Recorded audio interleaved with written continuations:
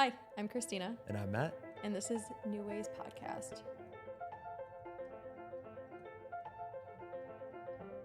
Today, the topic we are discussing is things you can't control. Yes. In regards to that, we're going to be talking about family, work, slightly politics, as well as also how to handle your emotions when it comes to things you can't control, and in a way lessen your burden on life, I guess, Yeah. right? Lessen the burden of holding all these emotions and thinking that you need to try to control everything. Yeah. And how to just kind of accept it and move on in a way. Yes. So that's been a big thing that you and I have recently sort of kind of talked about that we've been experiencing personally. And so I kind of would like for you to quickly discuss with us too about how I know recently you've talked about some things that has been going on in your life, things you can't really control. Yeah. And so how have you been able to sort of quote unquote, release some of that aspect of control and just allowing those feelings to happen? So I kind of want to save how I released it for the end, because I kind of want to just get us to go over things that people can't control in general. So I guess my experience and just the progression of things, finding out things we can't control and then how to deal with them after. But in regards to that, my own personal experience when I think about things that I can't control is, and this is still very relevant, it's family situations, work situations. But this week, recently, even last week, I was very shocked about this other thing that I couldn't control, because me being myself, I was like, this is something I thought that I could. Mm-hmm. And I do still believe in positive thinking, positive type of affirmations, and that the world is what you make it and we're the creator of our own realities. But that doesn't mean that we always have control over our emotions, right? Yeah. The human body and the brain is such an insane thing. And I thought before, I'm happiness is a choice. This is a choice. But what I found out this week was I was extremely depressed for a week straight. It's getting better now. But I even talked to you. I'm Matt, I just want to rot in bed. Mm-hmm. I don't want to do anything. It feels like my heart physically hurts. But nothing really changed in my life. Nothing major. Obviously, things are constantly fluctuating back and forth. But friendships are the same. Most relationships are the same, besides a few things here or there. Work is the same besides a few things here and there. I just felt extremely sad. And that's one thing where I was I could try to peel myself off this couch and go about everything. And even when I tried to do that, though, it was still on my back, weighing on me. Mm-hmm. So I went, of course, did the right thing, went to my therapist, talked to her and stuff. And she's like, Christina, the problem is you're so good about thinking logically that it's not doing you any favors. But anyways, I digress. We're going to talk about it at the end. But no, I was super depressed for the past week, going on into 2 weeks. And I was like, what the hell is this? Yeah. I thought I control my own emotions, but that's clearly not the case. It's kind of just those toxic thoughts. If you ever stood at the edge of a ledge and you're like, should I jump? And you're not going to. Of course. Yeah. And you're like, it comes up. You're like, what do I do? I didn't make that conscious right now. I didn't make that pop up. It just did. Yeah. So emotions are often, as much as I'm you can't control them to some extent. A lot of times, you can't, because we're human and absolutely. It's part of the human experience. So. Yeah. I mean, recently I went through kind of a situation where we talked about things we can't control. And that was, I was with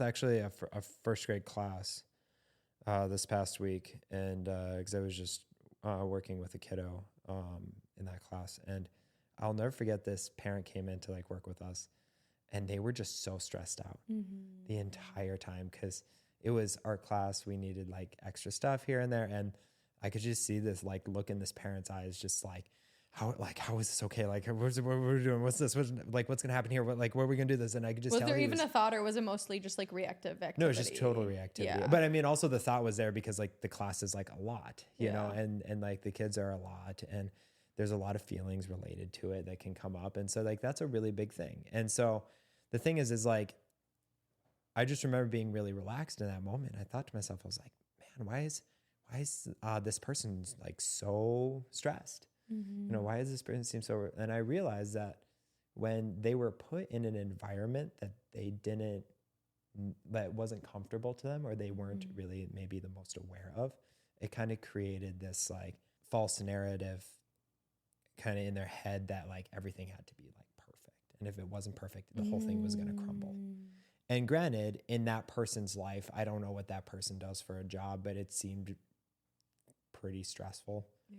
Because I could just tell that like the smallest thing that didn't quite fit, or if this didn't quite work out, or if this certain kid didn't get this paint color, or if we didn't get our aprons on time, the whole world was going to come crashing down. And so I was just, and the thing, it's like a really big thing that I've sort of weirdly reflected on, where I'm like, all right, like we're going to have moments where we don't have our aprons. We're going to have moments when the paint colors aren't the right color, or maybe we're not sitting in the right seat, or maybe that drawing didn't turn out the way we wanted. But at the end of the day, we still get to leave art class. We still get to go to lunch. We still get to have a good rest of the day. Yeah. And that's been one of the kind of most biggest recent changers for me. Yeah, I think realizing a lot of like the things that are going on is a key component in kind of like making a little bit more peace with your situation and things you can't control. In regards to that, so we can kind of go through different aspects of life people might encounter. What are kind of, let's talk about family. What do you think in family are the situations where you might not be able to control? You know, recently I was actually thinking about this question. I know that, you know, we have Thanksgiving coming up. Yes, the holidays. Right? The holidays are coming up, and so did Christmas and stuff. And I think the thing is like when we come back to values, that is a huge thing when it comes to figuring out what we can and cannot control, because you understand very quickly what kind of values you have as a person and what kind of values your parents or your siblings or your cousins or aunts or uncles might have that are totally different from yours. And yet you're still trying to navigate how to set healthy boundaries and create healthy relationships. And maybe you do have a healthy relationship, but your values just don't align. So then that kind of can create some negative feelings. Yeah. So I think that it can definitely go both ways. Because I do think that like that is a situation that you can and can't control at the same time. A lot of people would be like, oh, I know how to handle my parents. You know what I mean? Or like, oh, I think that if I make a good point of view, then that way I'll be able to skew them in like seeing what I want to see. But that's definitely something too that I think that people need to like, once somebody shows you they're not open to receiving like the outlook that you're having, instead of beating yourself up trying, is when you have to take a step back and just acknowledge, hey, like we're two different people. But like definitely when it comes to like morals or beliefs with family, I think that's something that we're all just different people. You know what I mean? Like, unfortunately, it's not your responsibility or like your burden to try to convince people to see your point of view, especially though, because you never know what's going on in their head. And as much as you want them to see your side, they very well might never. But once again, people can go run around in circles in their head being like, I need to get them to see this. Oh, I have to abandon a part of me in order to please this family member. Like, I'm not going home for the holidays this year. I'm not. I'm spending a month in a tropical place that I love being, that's going to make my mind expand a little bit. And I want my family and friends to support me, but the one thing that I've accepted though is it's just like I'm doing this for me and nobody else, and how they're going to react though, like that's something I just have to accept. Yeah. You know, I feel like, family is definitely a difficult one, especially to like some families are more receptive. Don't get me wrong. But when somebody shows you who they are, please just believe them.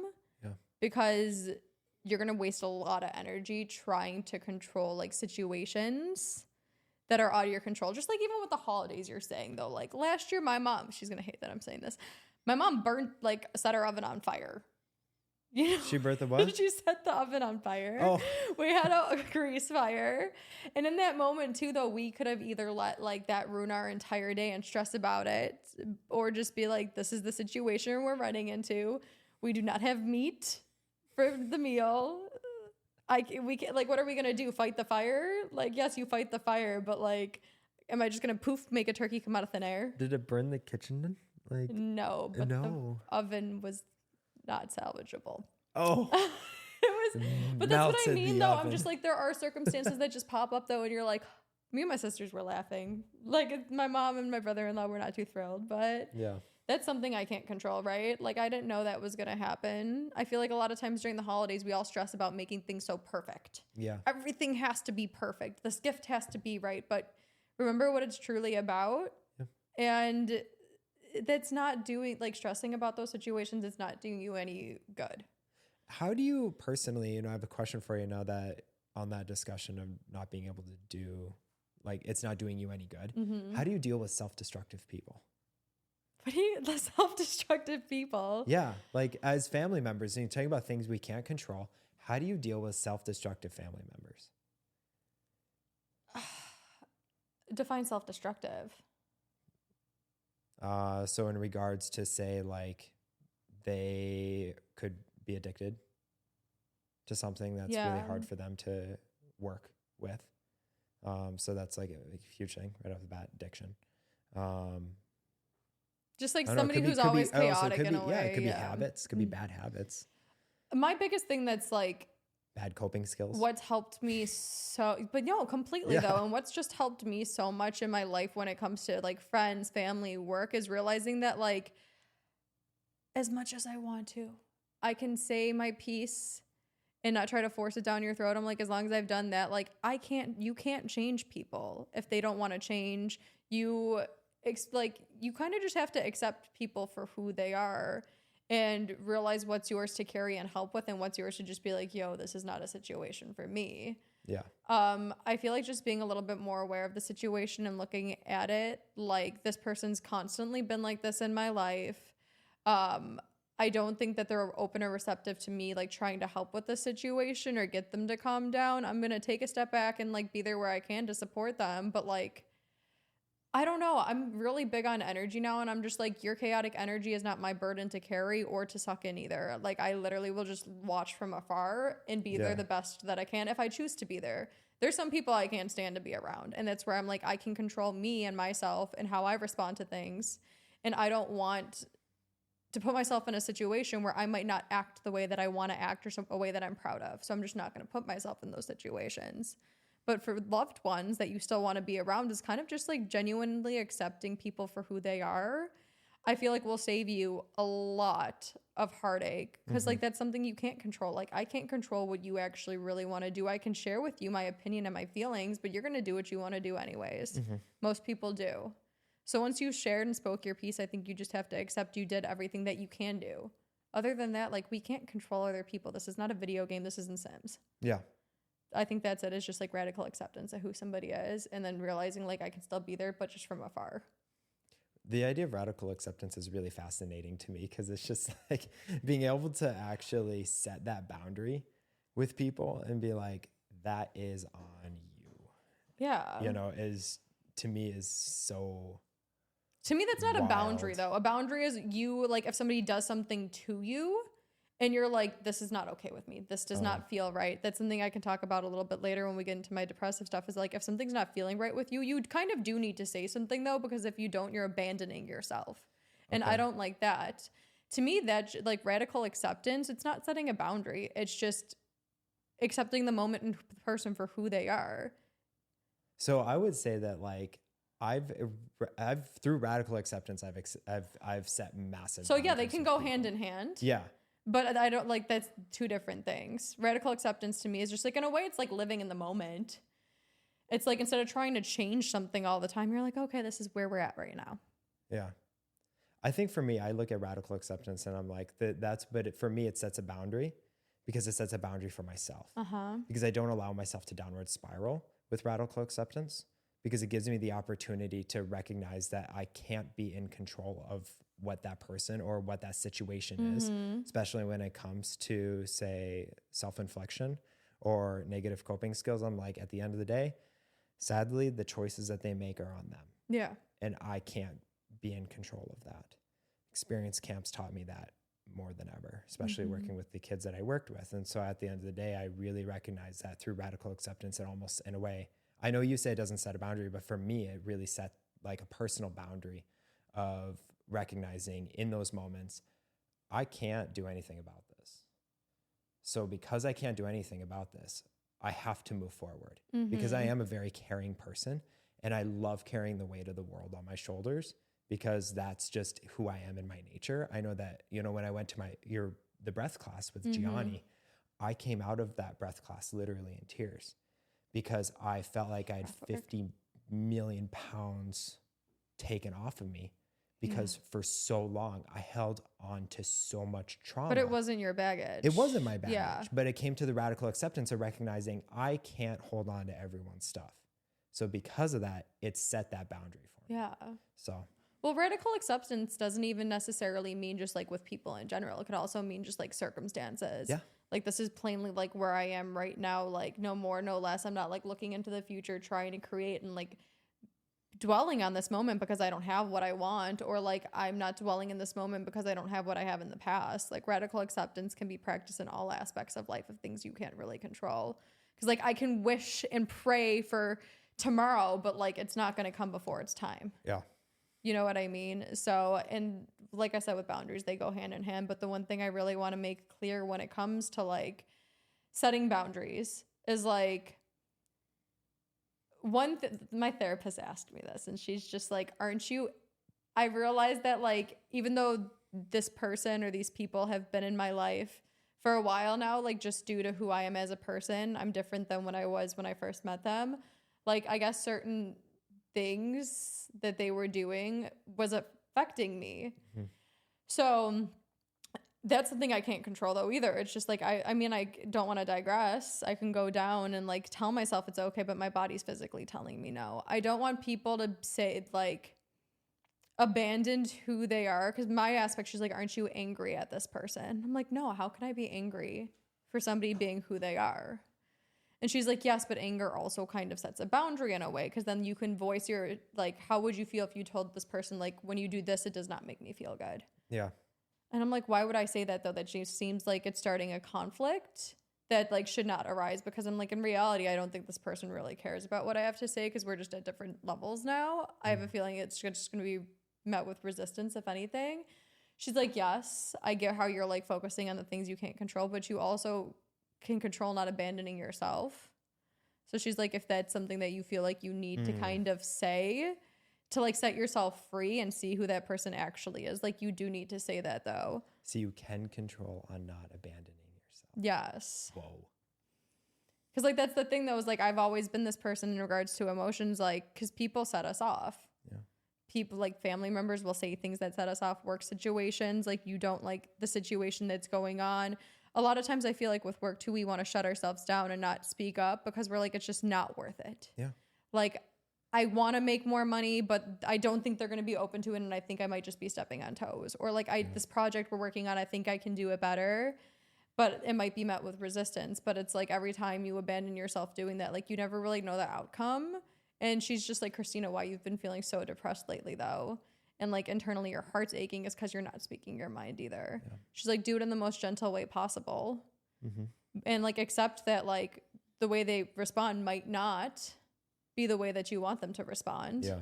But at the same time, like you need to say what you need to say, like, because these emotions are real, even though you don't want to feel them and it makes no logical sense to you. Yeah. I'm like, why would I feel that way? Like I accept people for who they are. She's like, that still doesn't mean that it doesn't hurt. Like this is a human experience. Like emotions are part of it. You can control not abandoning yourself. How many people day to day abandon who they are just to be able to appease people? But I'm saying like that is so huge. Like talking about things you can and can't control. Yeah. Wow. Do you want to know, and this might be a little off topic, but in regards to abandonment, you want to know something that I heard and I was like, whoa, this actually makes so much sense. And at the time I needed to hear it though too, because I was dealing with a client that was going through like abandonment issues. I feel like a lot of times in any type of relationship, we're scared of being abandoned, right? Like honestly, anything. Like if we upset our family, we're scared that they're going to reject us. If we say anything like to a partner, a lot of times we're scared, oh, they're going to leave us. Even with a job, you're scared if you speak up, you might lose your job. Yep. So a lot of us, I feel like in society today, deal with abandonment issues. Mm-hmm. And it's like, oh, you have abandonment issues? No wonder, because every single chance you get, you abandon yourself. Yeah. So why are you questioning why you have those issues? Like it makes complete sense. You know, it's like you have abandonment issues, but you keep abandoning yourself. Yeah. No, agreed. And I think the thing is like how many people will choose that just to create the like quick internal peace.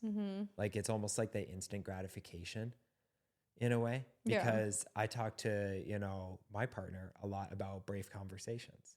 I call them brave conversations because I never want to call them like fights, or I never want to call them like angry discussions, you know, or like, well, there's a way to speak your mind without making the situation worse. Agreed. Or forcing like something on it. Yeah, completely. Agreed. And that's the thing. It's just like, I don't like to do that. I've never been someone for that kind of conflict. And so as I've gotten older, you know, even through my past relationships, I've learned now, like, okay, this is how I need to approach this. And so, you know, I talk with him about having brave conversations because I don't want to lose myself. Yeah. And that I still want to say, hey, like, this is what I'm personally going through. This is how I feel about this situation. This is what I kind of am struggling with. And I've done that more and more, even in like my workplace job, which is interesting. Even though I work for myself. But you still deal with people on a day-to-day basis. I deal with people on a day-to-day, literally, as you know, all the like, time, literally, like, right, working in therapy. So it's just, you know, I work with people constantly, but I've noticed that like me being more honest with people that I'm working with, or like I've seen like a higher amount of sort of like actually respect in those ways, or, you know, just that honesty has really shined through, and people now come to me for things because they feel like they can trust me to talk about things because I'm more honest with them about my views on the situation if they ask for that opinion. You know, and I think that that's a really big thing because so many people just want to go through life so politically correct. And it gives me such ick to go through life politically correct. Because the thing is I do think that there's a time and place for political correctness. Yes. And there's a time and place for appropriate behavior. Absolutely. But what is necessarily politically correct?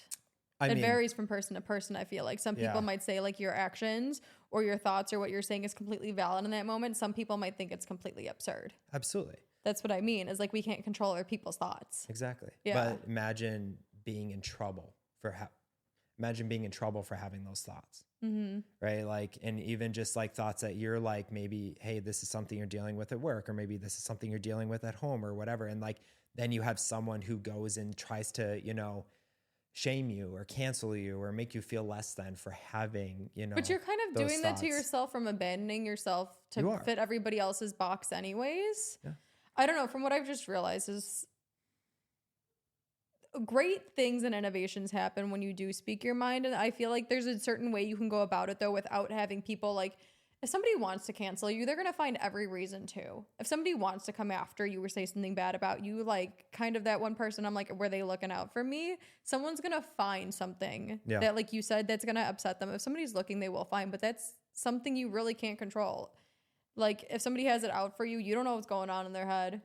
Like that's just a them thing, but you can control yourself in a way where it's like, no, you can't control your emotions, but you can control how you react. Back to like my therapy session, I'm like, girl, if I said everything that was just on my mind, then it might not look too pretty or sound like make sense. She's like, okay, but then you can revise it in a way though, where it's coming for the best possible outcome for this other person and for you.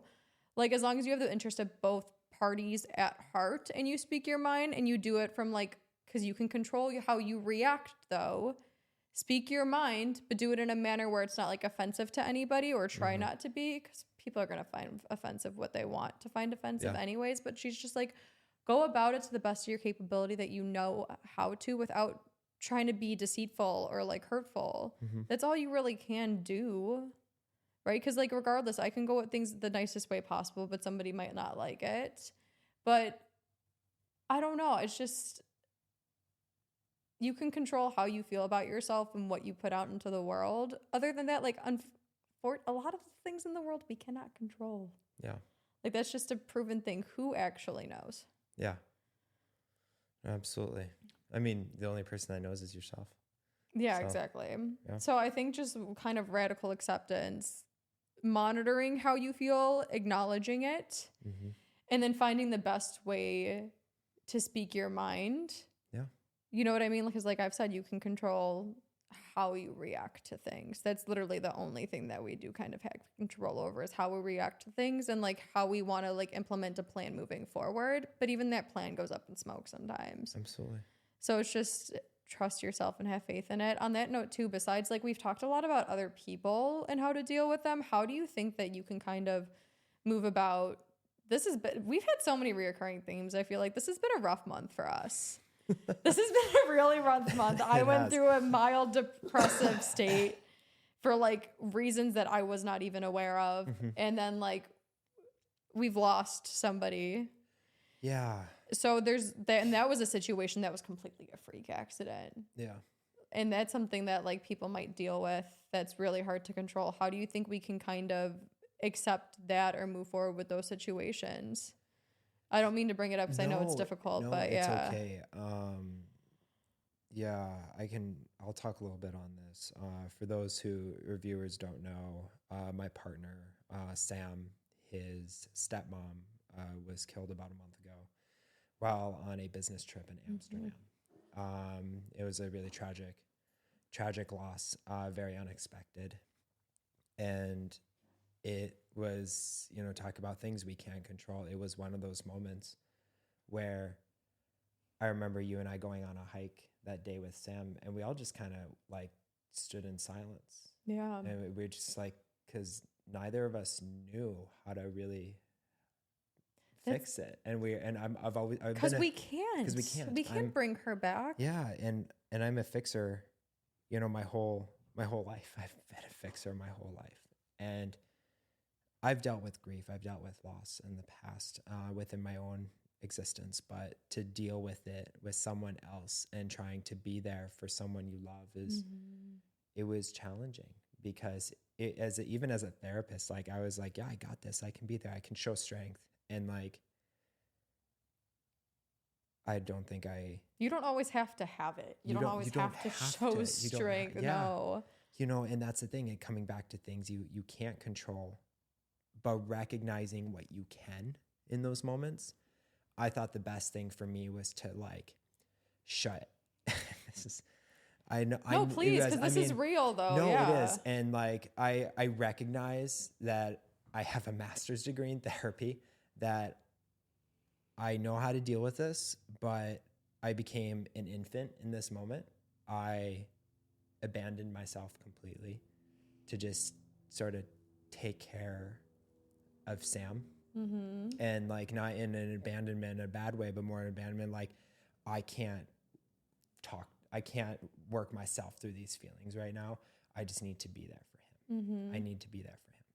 And that's all I just need. And I will deal with this later. I will, and I remember it was the night before Donovan's podcast, and I called you and just started sobbing. I said, I don't know why I'm crying. I don't know why I'm freaking out, and I recognized that I had not even given myself the ability to breathe, that week.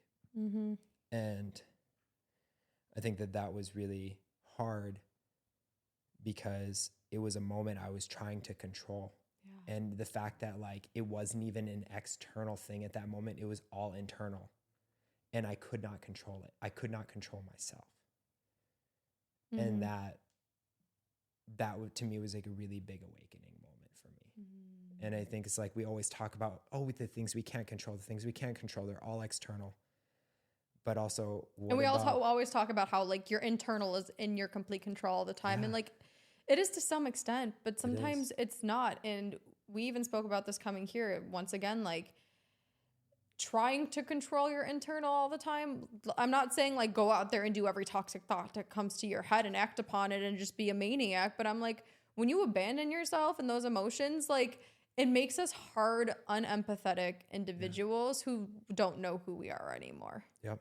And like, that's where it's just like, and I will admit there's those moments though, where like you can't control the situation. And especially in my line of work, the things that I see and go through, it's like, you need to be that person for somebody else sometimes. Yeah. Like you do. I'm not saying, and that's also something you can't really control, because if this one person's, especially with children, think about it. If that child's breaking down and you want to break down too, that might not be the best thing. But like in that circumstance, that's why I'm so big on therapy, and I'm so big on like who you keep around you and having a good support system and people who genuinely love and support you, because like sometimes you do have to suck it up and be there for somebody else, but then like you need to know later it's your turn and you need to unload.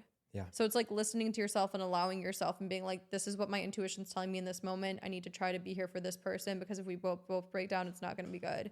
But then I feel like you knew when it was okay to break down, because like we just say this all the time. You had Sam. Sam needed you. Yeah. And then you needed me. Yeah. And I got you. You know what I mean? It's just like you can control. This is another point we made previously, is like you can control the people you keep around you. Yes. And those are going to be the people that make your outcomes 10 times better or bring in that negative or the good energy. Yep. So pick your tribe wisely. You know what I mean? Yeah. Like there's unfortunate events that happen in this world every single day that we genuinely do not have any control of, but we do control the people that we keep around us.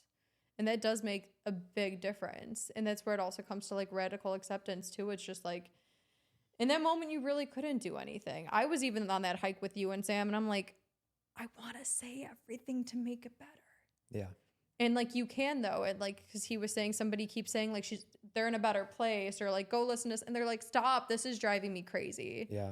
Where to somebody else it might be like, that's so heartwarming. You never know what somebody actually really needs in detrimental circumstances. So the best you can probably do is just accept the circumstance for what it is right now and be there for that person the best of your capabilities. Yeah. I will 100% agree with you. This is just a personal opinion. Again, I understand that people grieve differently and everyone goes through their own thing. Yeah. That being said, as someone who has worked as a grief specialist at experience camps and also has dealt with now grief very recently, please do not say that the person is in a better place. Because the thing is like that is what your hope is. But there is something that is so like, because that does not help the person who like is attached to that grief. And it's like, okay, but they need to be here with me right now. Like, what do you mean? Like, you know, you're like, I know they might be in a better place, but like that doesn't help. See, but at the same time though, like, should I say my morbid story about the hospital right now? No. I mean, might as well. Yeah, sure. Well, because like when we were talking about this though, like I was at the hospital this week. Part of my job is when somebody does, especially working ICU, when somebody passes, I have to bag their body. Yeah.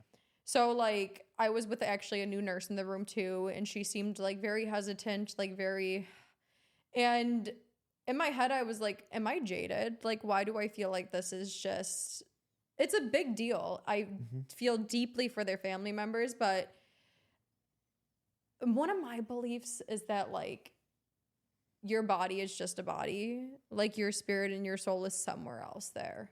You know what I mean? So like that's sometimes what you tell somebody, it might help. If somebody told me about a loved one, like, oh, I can't wait, I'm so curious of where they went, or they were a really good person, like their next life or like this other dimension they're going to is going to be dope, I'd be like, that's actually kind of comforting for me.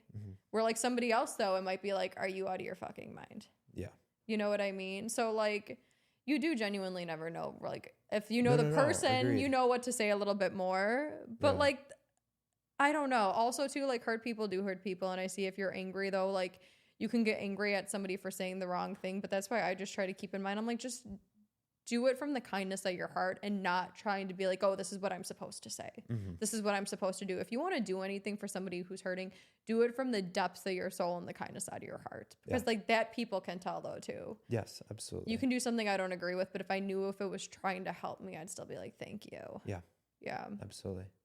But I don't know. I was there and I was doing my job bagging a body, and I'm like, I don't know, I just have the sense that like, yes, it sucks they're not here with these people, but what helps me going is like knowing that like things live on, like everything in life is constantly dying, being reborn, radical acceptance of the situation, being grateful for like the moments that I've had in any circumstance, regardless if it's like time with family that ended horribly, a death, a loss of a job, like something's right around the corner to look forward to, in my opinion, a lot of times. And I know that's positivity, but like it's part of life. You know what I mean? And I know that's sad, but also like hopeful at the same time to me. we go through ebbs and flows. Yeah, completely. You know, and so that's why we like even in my Vipassana episode we talk about like the accepting that this is part of the human experience and part of just like life is there's things we cannot control, and a lot of people will fight to the death, but realize what's not your fight. Listen to yourself and realizing when like you trying to control situations is not good for you. I was gonna just ask you right now about certain practices you do to help yourself when it comes to things you can't control, because like you just explained with that previous example, though, you really didn't know what to do, but you did the best of your abilities at the time, which is great. Yeah. Before we get into that, though, there was something we spoke about talking about things you can't control, which is a topic on everybody's mind and lips lately, is the election and our new president. Oh yeah. So how is it? Tell me about that. Can we control that? Can we control? I mean, as you can see from my body language, I am very relaxed not everybody and can so see. excited. Not everybody can see. No, not everyone can see. But for my listeners, you're not excited for the next 4 years of our amazing country? I genuinely don't know. It's okay. It is difficult because I feel like we're in such unprecedented times because we are seeing such a dramatic shift in our presidency. And I think that has been something that's been really it's such a hard conversation to have because everyone has their own views and opinions on it. Completely. And that's, I think, one thing that I love so much about our podcast is even though we have our personal beliefs and opinions, that means that it doesn't always have to be someone else's. And so I'm not going to sit here and be hateful. I'm not going to sit here and tell someone else that they're wrong. I'm not going to sit here and say that this is how it needs to be. If not, you're all the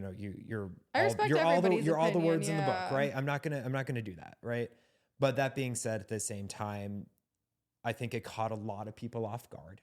I agree. And because of catching people off guard, it really put people into a turmoil of wondering what's going to happen to me. What's going to happen to, some people are worried about their own rights being taken away right now. Some people are worried that certain laws, certain, changes are going to, happen in America. One of the biggest ones is immigration. There's a lot of undocumented people, hardworking undocumented people that are living in America right now that are scared out of their minds. Yeah. What do we do? Right? As a whole. And it's just like, and it makes me sick to my stomach knowing that like there are people that I love and care about who are in absolute fear and turmoil right now. And well, everybody that I've been speaking about things with is I'm like, how do you feel about, I'm scared. Yeah. Is a thing everybody I feel like is hearing. But continue. I'm sorry to interrupt. No, I mean, as you know, you and I both grew up in middle America. Yeah. We grew up in the Midwest. And so I think we had a very different view on the world than now when I live in Los Angeles. Yeah, completely. And I know a lot of people that are undocumented, or I know people who are here working in the United States that are just trying to make it, trying to live a better life. Have you seen some of the environments in Mexico that they came from? You bet your ass I'd be wrong. Well, I traveled the world and I'm like, we are a very blessed, fortunate country. Absolutely. But like, you bet your ass I'm going to be running. Yeah. Yeah. Like, I don't want to be living under cartel rule and in a dangerous, murderous environment. Yeah. You know what I mean? Granted, now there's like the argument that's saying that a lot of that crime was brought here. Okay. So you can make that argument. All right. But the thing is that there are still good people here who do work hard, who do want the American dream. I do think that there should, again, personal 2 cents is that I do think that there should be an easier way to come about bringing people into this country while still being able to do it legally. I think that there is a lot of misinformation brought within the media that then is brought to America to scare people. Yes. And so I think that you see these huge dynamics and how people are and act, and it's complicated. As a therapist and someone who, studies psychology and just honestly reads articles for fun because it's my passion. Yeah. To me, this election felt like a giant social experiment because regardless of who you wanted to vote for, I think a lot of people on the surface level were like, yeah, of course I want Kamala to win. I want Kamala to win. But then you get to that ballot and you see two names, how many people do you think switch that name because they recognize that their life might have been a little easier from 2016 to 2020 compared to 2020 to 2024? Right? You could make that argument. Completely. Well, that's the thing too, though, is like getting back onto like things you can't control is like you control the dots you put on the paper, but do you control the bigger picture beyond that? No, you don't. We kind of all are in a point where it's like accepting the reality, but also then like doing what you can to change it or at least help you and those around you. So let me ask you this then. I do get like where everybody's very concerned. I don't know too much about either parties, to be honest with you, or like what their plan is. I'm learning day by day as I go. And that's my honest thing is like, I don't want to sit here and act like I know too much about what's going to happen or either one. Because the thing is also with presidential campaigns and like candidates, one thing I've learned is they can say they're going to do something regardless if it's a good or a bad thing. And it doesn't happen. Yep. You know what I mean? So right now I'm just over here where it's just like, I don't really know what's going to happen, nor do any of us. We just have an idea of what we've been told. And there were pros and cons to each situation that the outcome could have been, regardless of which candidate won. So my biggest thing now is like, we have our result. That's not going anywhere. That's not changing. How do you address the situation of things you can't control? What do you think moving forward is going to be most beneficial for everybody? In times like this, I focus heavily on community. Yeah. And, you know, when I got the election, I woke up that morning to seeing Donald Trump, you know, becoming our president. And at work, I immediately went in and checked on every single teacher that I worked with or had a good relationship with. I checked on the administrators. I checked on, you know, just even just the, you know, the teachers' help, like whoever it may have been in those moments. I've been like, hey, how are you feeling? If like, what's coming up? You doing okay? And I think that was me just wanting to be like, are you okay?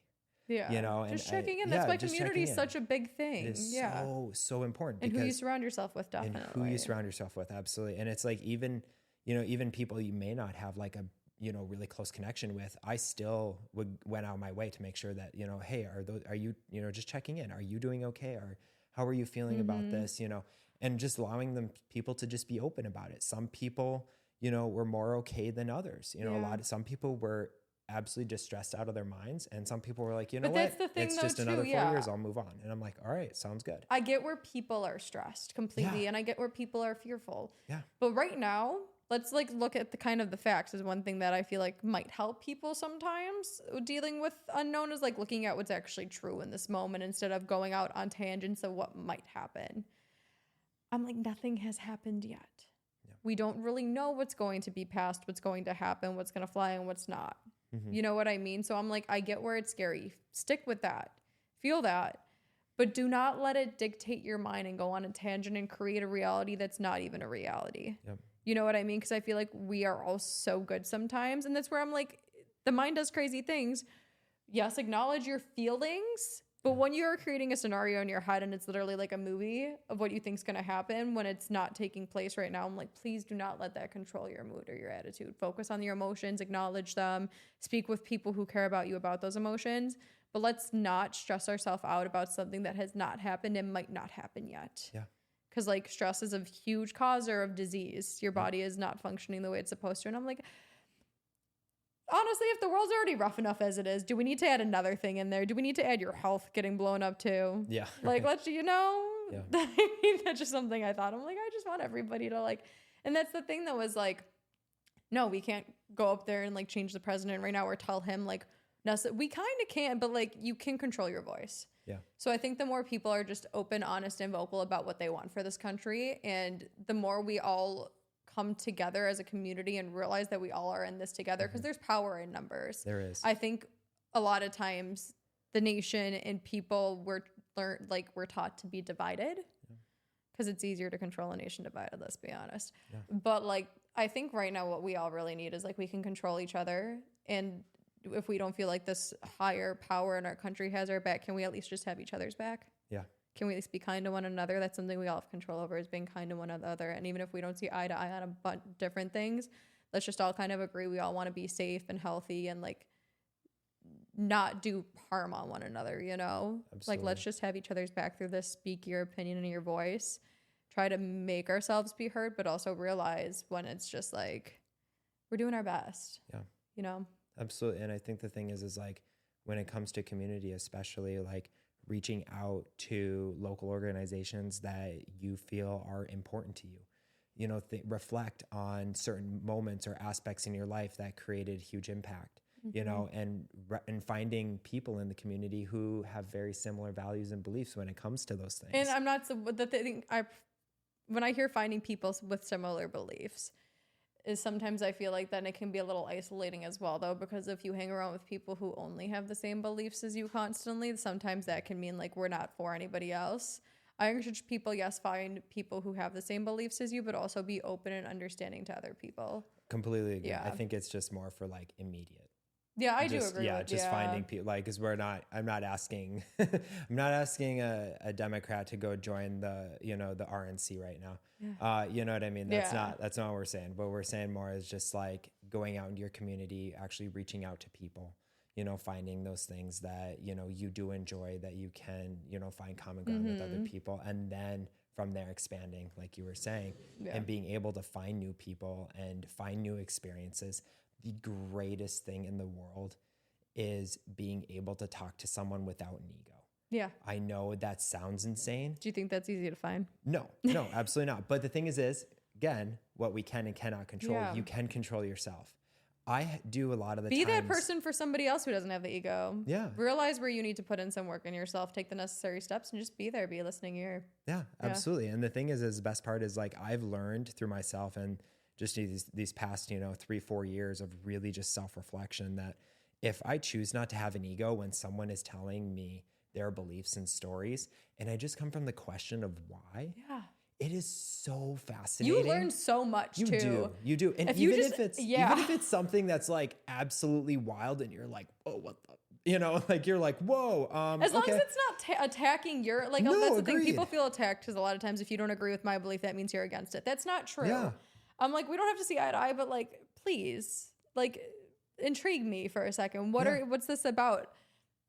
I love it. People's I love passions hearing are people's fascinating. story. Oh my gosh. They might flip your mindset, but if anything, you're going to learn something you were like, wow, that's kind of crazy. Yeah. Like, yeah. I've met some fascinating humans in this world that all have their own different beliefs. And I guarantee you, some I would agree with, some I definitely do not agree with.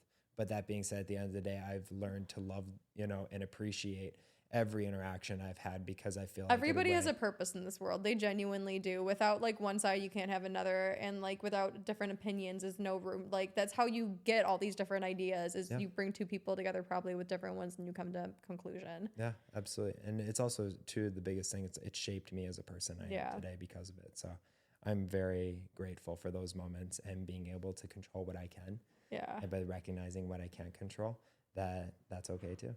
So before we wrap up then, besides finding community, I feel like we've talked a lot about like how to deal with things that like you can't control. Mm-hmm. I want to ask you, how do you give yourself a beat when you're about to act a way that you know you can't control, but you might not be too proud of? Ooh. Like, and do you know how a lot of times we say you can kind of control how you present yourself to the world sometimes? Yeah. Those moments where you're like, I'm about to burst. How do you take a step back to control yourself again? I know I've talked about this on the podcast before, but believe it or not, I like to breathe sevens. Yeah. That is literally my most favorite thing in the world. It will be until the day I die. It is inhale 7, hold for 7 seconds, and then it's exhale for 7 seconds. And I think that being able to give yourself the ability to just deep breathe is so important because it gives you the opportunity to figure out and give yourself a clear head and a better foundation of what's going in on this moment and how I'm going to choose to react to it. Yeah. Through that, besides in the moment situations, I also am a firm believer in being able to just talk to someone who is actually not a part of the situation. I know that I talk to you a lot about things that you have no part in whatever, but I share a lot with you because as a person, I'm here for you, babe. yeah, Yeah. but you're also a safe person, Yeah. right? And I think that that's really important, is that a lot of people may not have those safe people in their lives. So finding someone who you feel like you can just like, yo, this is what's going on. You Let me also just have spill to the be tea. willing to open up to somebody You to do. find that person. That You was do. something that was difficult for me, was like, I'm like, why don't I have anybody I feel like I can vent to? Why do I always have to be the strong person? It's like, because you're always the strong person. Open up for once. Yeah. You know? Yep, absolutely. So I get that's my biggest thing when it comes to breathing, and then also being able to reach out to a safe person that you find important, that's important to you. So Yeah, I completely agree with that. Definitely in the past like week and a half, 2 weeks, however long, my heart's been breaking into a bajillion pieces. You and definitely my therapist have been lights. And just remembering like the little words that I hear from each of you is what really helps me to take a beat and say, how do I want? Not like there's probably different ways I can show up for myself. yeah, And still like make it from a logical standpoint, but how do I want to show up for myself? Not like holding back, but still being like true to who I am in a calm, formal manner. So to me, what really helps me in those situations and what I'm kind of hearing is please just take a minute. If you look at that phone and somebody said something to you that like you don't like, you can control taking an extra 1 minute, put your phone down and be like, how do I actually want to respond? Is this in my best version of myself and for that person? Or am I just going to spam them right now and call them a bunch of angry things? Take a minute. Yep. Please take a beat. Take a few deep breaths. Go out in nature, stare at the sun. I don't know. But like, I think a lot of it is just taking a moment and realizing like what you can control and being the person you want to be. because through time, through doing that as a practice, you become a much more calm and more foundation driven person in the long run. So I talk to people a lot and they tell me, they're like, geez, how are you so calm through like all these situations? How are you dealing with this? I'm like, so I've been through this rodeo. And we've talked about this I've too. done Yeah, the more you react so quickly, a lot of times you create even more problems for yourself. You do. Too. Yeah. Absolutely. But also too, it's just like, people are like, how do you deal with it? I'm like, it's just, you deal with it. It's a practice. Everything's a daily practice. Showing up for yourself is a daily practice. It like, is. Yep. Breathing is a day, like taking a moment for yourself. Like consistency is key. Yep. Absolutely. So, no, thank you for sharing that. Yeah. This is a very interesting conversation. This was. And we had also no outline for it too, which is fun. We were feeling like going rogue today. We went rogue today. This was our first podcast ever doing it rogue. And Is it really? It is. Instead of writing our outline, we went and got donuts. Yep. So talking about things we can control. I don't know if we'll add this in We here, both but were not feeling too hot today. So weren't. yes. I'm fighting a cold, as you can hear from my voice. Yes, but that's what I mean. Like, we could have sat there. We just knew we had ourselves today, so we decided that it was time to give us some grace, and we went to go get donuts, and it made our day very much better. So, I bought a and jacket. But what'd you say? I bought a jacket. Oh gosh. Okay. Anyways, you guys, thank you so much for listening. I love you. Until next time. All right. Thank you so much. Keep shining your light.